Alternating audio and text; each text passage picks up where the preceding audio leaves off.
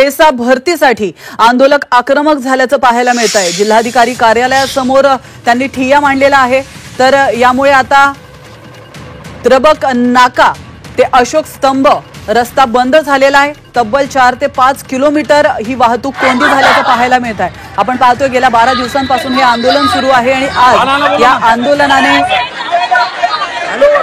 आंदोलकांनी आक्रमक पवित्रा घेतलेला आहे। सरकार विरोधी घोषणाबाजी करतायत ते आणि मागण्या मान्य होत नाही तोपर्यंत आंदोलनावर ठाम असल्याचं देखील या आंदोलकांनी म्हटलंय। दोन्ही बाजूंनी वाहतूक कोंडी झाल्याचं आपण या दृश्यांच्या माध्यमातून पाहू शकतो। आंदोलन चालू आहे, रास्ता रोको झालं। तर याविषयी अधिक माहिती देण्यासाठी आपले प्रतिनिधी सागर गायकवाड ऑनलाईन वरून आपल्या सोबत जोडले गेलेले आहेत। सागर, पेसा भरतीसाठी आंदोलक हे आक्रमक होत चाललेले आहेत आणि आता त्यांनी ठिय्या देखील मांडलेला आहे, रास्ता रोको केलेला आहे, काय अधिक माहिती? नक्कीच नाशिकच्या सीबीएस पासून ते नाशिक स्तंभापर्यंत हा रस्ता पूर्ण ब्लॉक झालेला आहे।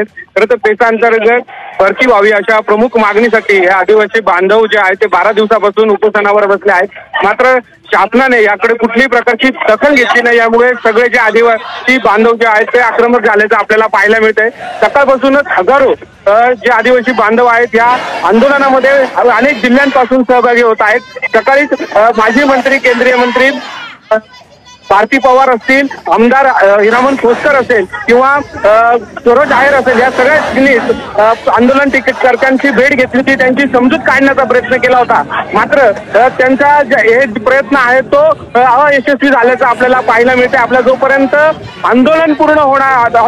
जोपर्यंत मागण्या पूर्ण होणार नाही तोपर्यंत अशाच पद्धतीचं आंदोलन सुरूच असण्याची जी प्रतिक्रिया आहे ती आंदोलनकर्त्यांकडून करण्यात येत आहे। करता हा रस्ता गेल्या अर्धा तासापासून बंद झालेला आहे, यामुळे पूर्ण वाहतूक कोंडी झालेली आहे। पोलिसांचा फौजफाटा जिल्हाधिकारी कार्यालयापर्यंत पोहोचलेला आहे आणि आता जोपर्यंत मागण्या पूर्ण होत नाही तोपर्यंत आम्ही आंदोलनावर ठाम राहू अशी प्रतिक्रिया जी आहे त्या आंदोलनाने केलेली आपल्याला पाहायला मिळते। नक्कीच धन्यवाद सागर, तुम्ही दिलेल्या महत्त्वपूर्ण माहितीबद्दल। तर आंदोलक हे दिवसेंदिवस आक्रमक होत चाललेले आहेत। मंत्र्यांचं देखील त्यांनी ऐकलेलं नाहीये। काही मंत्री, काही नेते आज त्यांना समजूत घालण्यासाठी गेले होते, मात्र त्यांचा हा प्रयत्न अयशस्वी ठरला।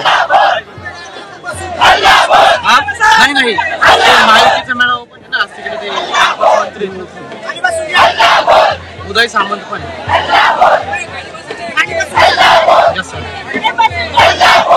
बरोबर इकडे थोडा